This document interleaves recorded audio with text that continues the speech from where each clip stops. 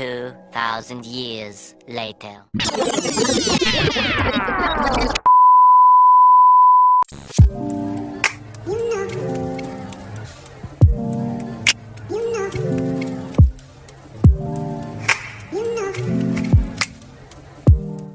Hello everyone, this is Srishti from NLU Nagpur and currently I am in my third year of law school, that is Maharashtra National Law University, Nagpur, and I am really sorry for not posting a full-fledged YouTube video since a long time because इतना सारा काम है, competitions, internships, academics, सब कुछ manage करना होता है और उतने टाइम में I wanted to post something meaningful.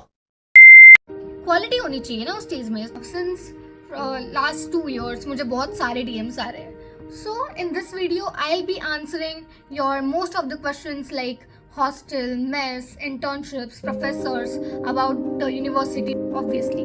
So let's start. Alright, let's get started. So before starting, I just want to tell you the basic things like NLU Nagpur में क्या क्या है. You will find almost everything on the website. ठीक है, तो professors कौन कौन है, कौन कौन सी फैकल्टी है, हॉस्टल कैसा है, मेस कैसी है, ये सब तो पता चल ही जाएगा वेबसाइट पे जितना कुछ देखना है. एंड बाकी कुछ तो मैंने आई हैव अपलोडेड इट मेरे यूट्यूब पे और इंस्टाग्राम पे भी @spellme पे मिल जाएगा. तो basic information you can take from there. So मैं यहाँ पे थोड़ा डिटेल में डिस्कस करूँगी जो जो चीज़ें हैं NLU नागपुर में और जो जो चीज़ें होनी चाहिए और जो जो चीज़ें नहीं होनी चाहिए. सो आई बी डिस्कसिंग ऑल दैट. और बेसिक जो चीज़ मैं डिस्कस करने की बात कर रही हूँ वो है जो फर्स्ट ईयर्स का हॉस्टल डिफरेंट है और मैक्सिमम सेकेंड ईयर्स भी उसी हॉस्टल में रहते हैं जो कि अभी सिचुएटेड है डोंगरगांव में. और उसके बाद वो है ऑलमोस्ट 5 किलोमीटर्स कुछ डिस्टेंस है. बस फैसिलिटीज एंड ऑल सब यहाँ से मिलती है, कॉलेज से ही प्रोवाइड होती है. हाँ, मेस वहाँ मेस है, यहाँ मेस है, दोनों जगह पे मेसेस भी अवेलेबल है.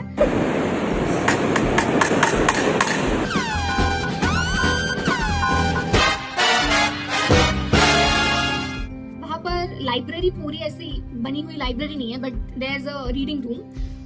हम जब थे लास्ट ईयर तक तो मुझे बस इतना ही पता है कि गर्ल्स हॉस्टल में रीडिंग रूम है और लाइब्रेरी नहीं है.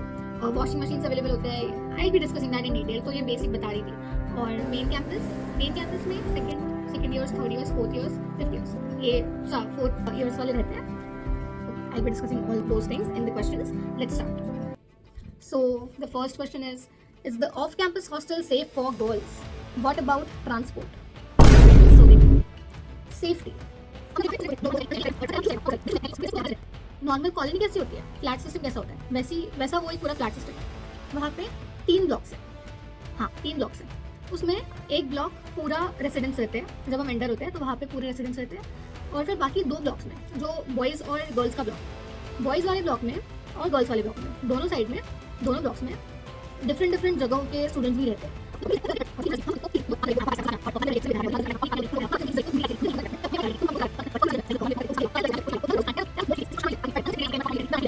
That is so disgusting.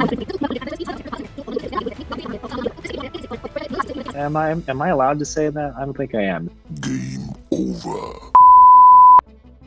हाँ, इलेक्ट्रिसिटी की दिक्कत है क्योंकि मेन चीज़ समर्स के टाइम पे it will be too hot. It's really hard to survive in summers. They provide coolers, fan है, कूलर है, बट कूलर्स से क्या होता है ना, ह्यूमिडिटी बहुत बढ़ जाती है.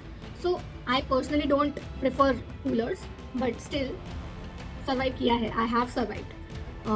Then the other issue is in times भी यार. इन टाइम्स मेन कैंपस में बोलो या वहाँ पे बोलो, इन टाइम्स 8:30 और वहाँ 8:30 से थोड़ा भी लेट हो गया. So wardens are very strict. So you have to get in before 8:30. And let's move to the next question. Transport के लिए बसेज आर अवेलेबल. कॉलेज की तरफ से ही बसेज अवेलेबल है. और टाइमिंग्स 3 बसेज होती है.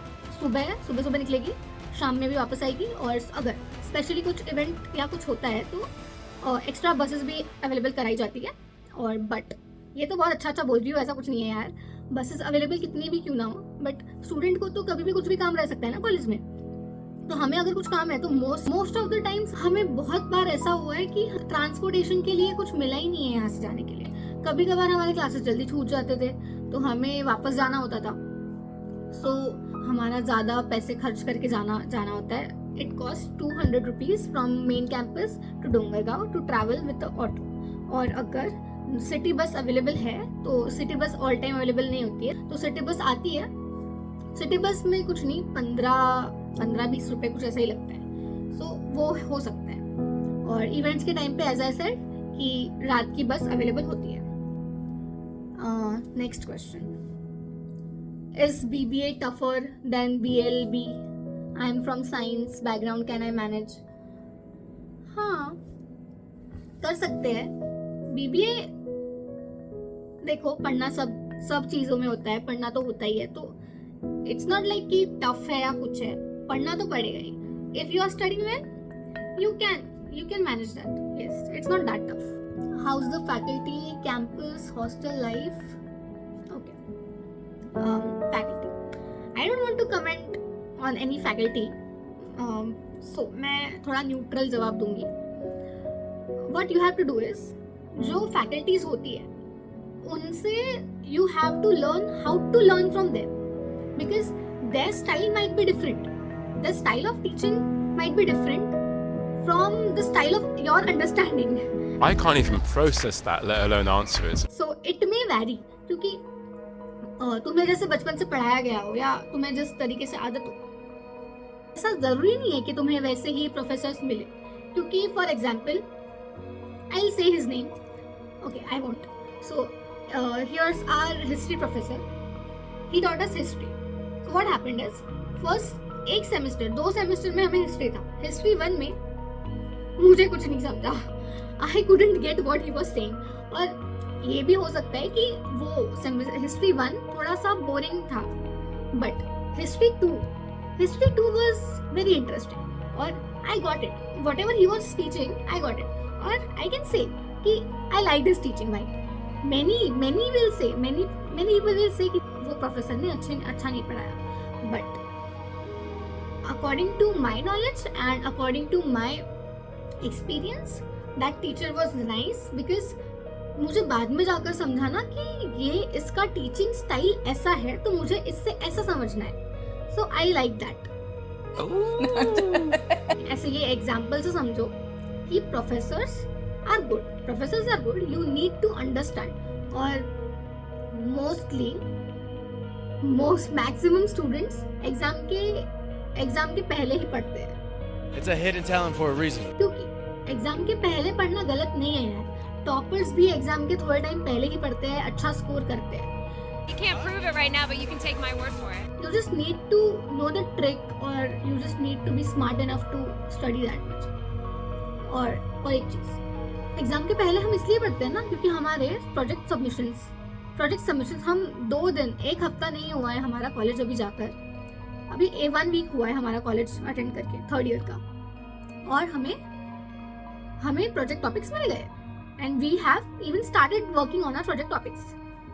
सो you need to understand that कि हमें बस पढ़ते ही नहीं रहना है, हमारे पास प्रोजेक्ट्स है, हमारे पास इंटर्नशिप्स है, हमारे पास हमारे मूड कोर्ट्स है, ADR है, हमारे पास अदर कॉम्पिटिशन्स भी है. Not only competitions, there are other events in our college which we need to attend and which we need to participate in, so they are important. So let's move on to the campus and hostel life. So campus तो most of the लोगों ने देख ही लिया होगा, हमारे YouTube पे तो available है campus tour and all, तो वो तो तुम देख लो. campus अच्छा है. और this is the main campus room. तो पीछे मैं जो जहाँ पे बैठी हूँ, this is the study table, और कबर्ड है, AC है. So this is the main campus का रूम तो अच्छा है, ठीक है. और कॉमन वॉशरूम्स है यहाँ पे. डोंगरगांव में पर्सनल वॉशरूम्स है, ये तो एक अच्छा पर्क है भाई वहाँ का. और बट यहाँ पे कॉमन वॉशरूम्स है, यू नीड टू एडजस्ट, ठीक है. कैंटीन है, एक मेस का खाना. NLU नागपुर की mess is better than other mess. I know, मैंने जो एक्सपीरियंसेस बाकी से सुने हैं, लाइक अदर कॉलेजेस से सुने हैं, उनसे तो बहुत बेटर है हमारी कॉलेज की mess. Still a mess, okay. So it's eatable, not that bad, but खाने लायक तो खाना होता है, ठीक है. खाने का मेन्यू दिखा दूँ, हियर इज योर खाने का मेन्यू, ठीक है. So now hostel life it's pretty boring. मतलब मेरे जो फ्रेंड्स डोंगरगांव से यहाँ मूव इन हुए हैं, मोस्ट ऑफ द लोग तो ये बोल रहे हैं कि यहाँ की लाइफ थोड़ी लोनली लगती है, but at the end it's about perception. ठीक है, एडवांटेजेस है कैंपस में रहने के. एडवांटेजेस ये है कि yes everything is accessible. Only the academic block, college, mess तो वहाँ पे भी है, library, all these things are accessible except किराना, खाना, वो सब डोंगरगांव में मिलता है. डोंगरगांव में बस भी जल्दी मिलेगी, ट्रांसपोर्टेशन फैसिलिटी भी है, वहाँ से सिटी भी पास में है. सिटी पास में नहीं है बट ट्रांसपोर्ट तो इजीली अवेलेबल है, हर 10 मिनट में सिटी बस मिल जाएगी और you won't cost much for that. और आजू बाजू किराना स्टोर्स है, यू विल गेट पानी पूरी, चाइनीज, मोमोज एंड ऑल, ये सब भी मिल जाएगा आजू बाजू. सो हॉस्पिटल एंड ऑल तो उधर बहुत पास है, सब कुछ पास है, स्टेशनरी सब कुछ मिल जाएगा. ठीक है, हमारे कैंपस में भी एक स्टेशनरी है. हमारे कैंपस के बाहर कुछ फूड स्टॉल्स लगते हैं, जब इवेंट्स होते हैं तब भी फूड स्टॉल्स आते ही है. हाँ, इंटर्नशिप, अगर तुम्हें किसी स्पेसिफिक जगह पे इंटर्नशिप चाहिए so you can ask an LOR from the college. ठीक है, और मिल जाएगा तुम्हें, इंटर्नशिप मिल जाएगी.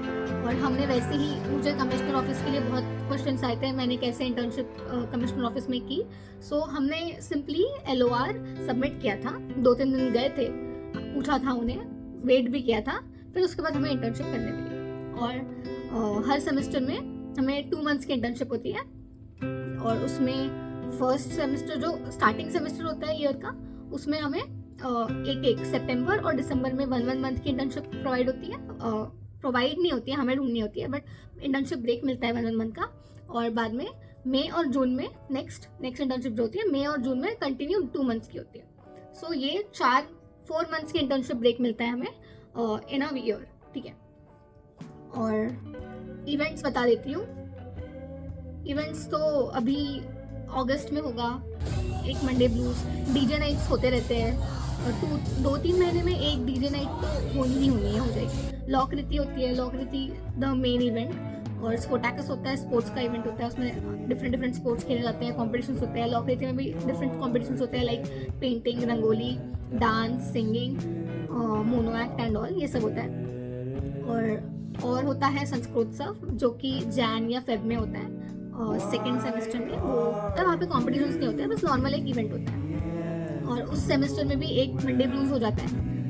और IT कमेटी की डीजे नाइट, किसी कमेटी की डीजे नाइट, ऐसे कभी कभार हो जाती है. ठीक है, अगर मुझसे और कुछ छूट है तो we'll cover it in the next part.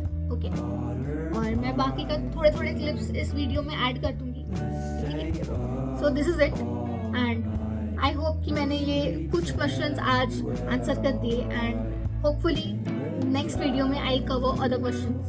And thanks for watching my video. Bye bye.